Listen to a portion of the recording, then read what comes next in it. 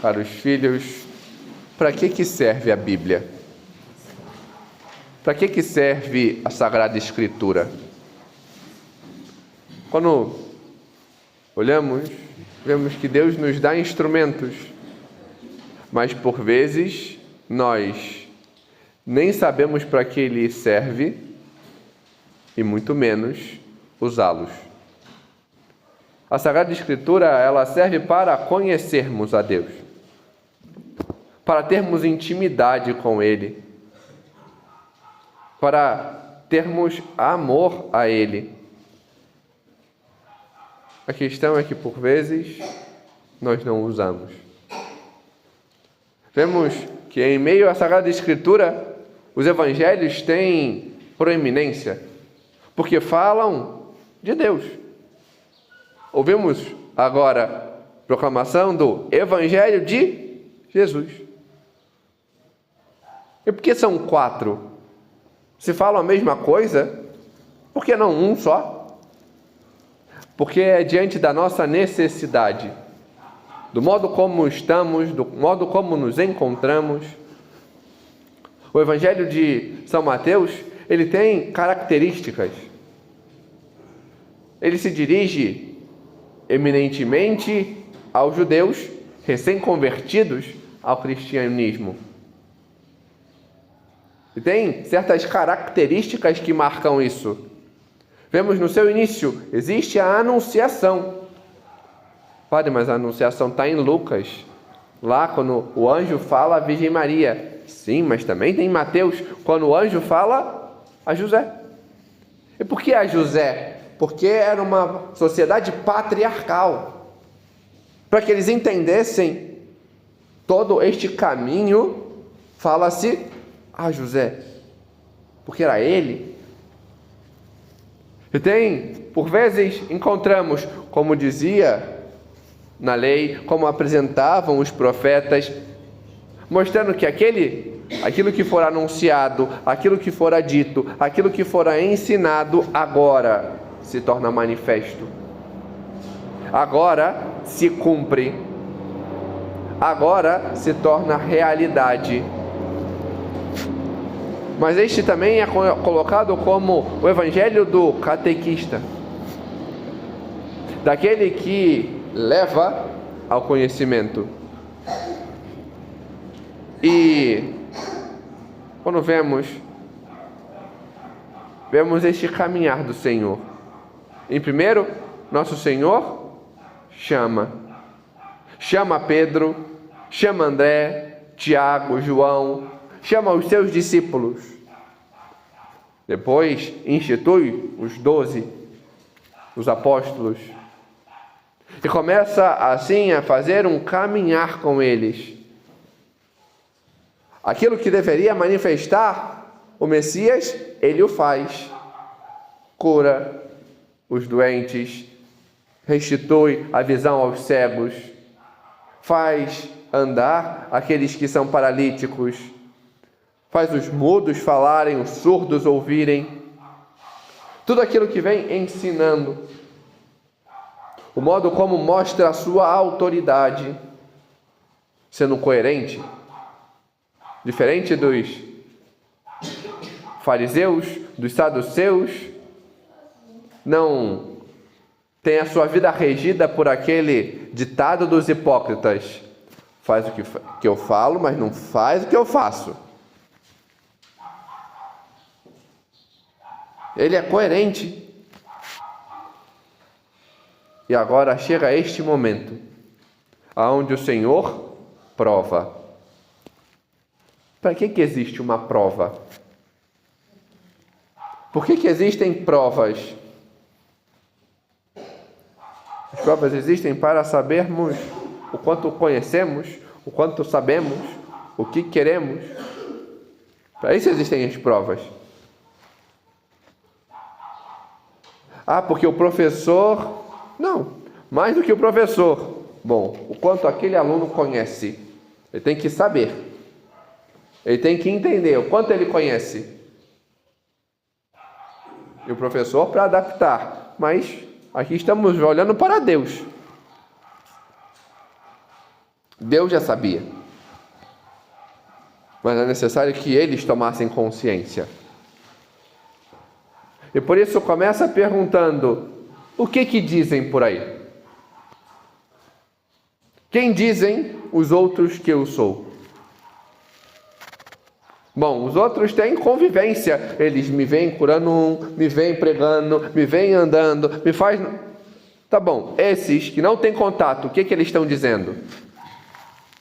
E diante do modo que aquele povo tinha aquele conhecimento, porque tinha, tirando João Batista, tinha mais de, 400 anos que não tinha profeta em Israel. Bom, o que vemos, o modo como ele fala, o modo como ele acusa, o modo como ele cura, é como os profetas faziam. Então, ele é como um dos profetas. Tem João Batista, como ele. Tem como Elias, Jeremias. Pois bem, e vós? Agora se coloca para os apóstolos. Bom, vocês não são mais um. Vocês não me veem de vez em quando. Ao contrário, são vocês que estão comigo. Vocês que me ouvem mais. Vocês que convivem mais. Vocês que têm mais intimidade. Então vocês têm que saber mais. Vocês têm que reconhecer mais. O que vocês dizem que eu sou? Então São Pedro apresenta: tu és o Filho de Deus, o Messias, aquele que era esperado. Pois bem, hoje nosso Senhor também nos coloca à prova. Ele não está dizendo isso aqui, pronto, a gente leu mais um ponto do Evangelho. Não. Na Santa Missa nós vivenciamos. E o que dizem por aí? O que dizem de Jesus? Alguns dizem de modo estúpido que Deus não existe. Bom, é só olhar a natureza e olhar para o homem e a gente vê que Deus existe. O que o homem consegue fazer? Trânsito, bagunça, desordem. Mas apesar de tudo isso, existe uma ordem nas coisas que está para além do homem. Bom, se não foi o homem que o fez, alguém maior. E achar que isso é acaso é falta de lógica. Mas existem outros que falam: não, ele é um grande psicólogo, ele é um grande pedagogo, ele é um grande curador, ele é fundador de uma religião. Tá, isso é o que o mundo diz. E vós? Porque se não estamos aqui só para esquentar o banco da igreja, porque muitos podem assim estar. Vem para fazer o checklist. Já fui na missa, prestei atenção? Não. Ouviu o que foi dito nas leituras? Não. Prestei atenção na consagração? Não. Mas eu estava lá. Então,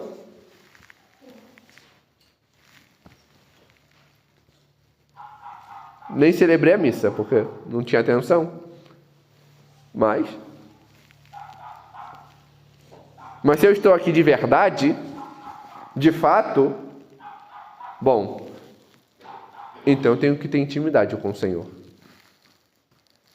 E se eu tenho que ter intimidade com o Senhor, assim como os apóstolos, eu tenho que saber quem Ele é.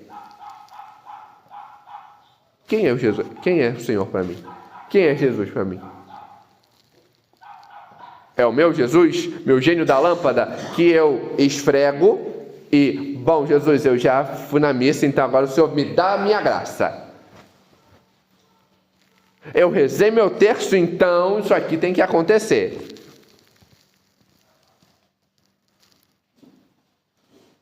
Não, porque Deus vai me honrar. Deus não tem que te honrar porcaria nenhuma.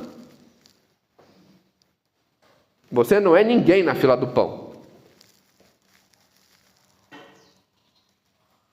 Nós honramos a Deus, não o contrário.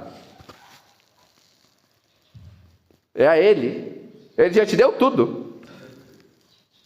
Você está andando, está vivo, por graça dele. O seu papel é dar glória a Deus, não o contrário. Quem é Jesus para nós? Porque pode ser mais um. Jesus pode ser mais um. Pode ser um curandeiro, um não sei o quê. E eu ser mais um. A gente pode responder como São João, de modo veemente: Deus é amor.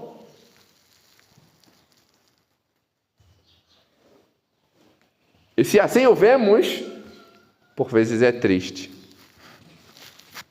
Porque se reconhecemos que Deus é amor, mas não buscamos esse amor, então nós não queremos ser amados. Se eu reconheço quem é Jesus e eu não mudo a minha vida, então eu não sei de verdade quem é Ele. São palavras vazias. Eu não tenho intimidade, eu não tenho unidade com Ele. A gente pode dizer: não, é como Pedro disse, é o Salvador, é o Messias, ótimo. E por que você não busca Ele? Por que você não muda de vida? Porque se a gente reconhece Ele como Salvador e a gente continua não buscando Ele, nós não queremos ser salvos.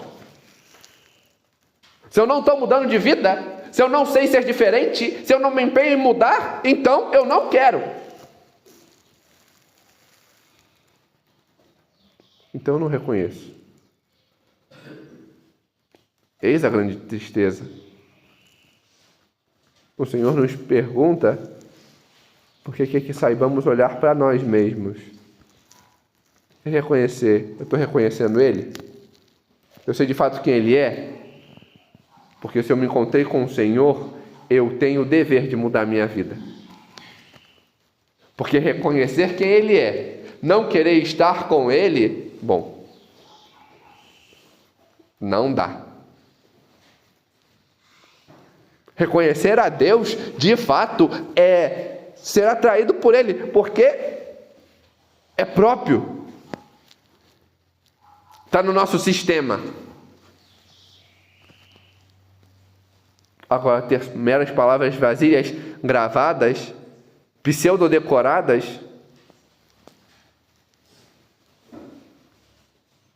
agora, se eu não estou mudando a minha vida, se eu não tenho força, se eu não tenho empenho, então, porque de fato eu não conheci a Deus.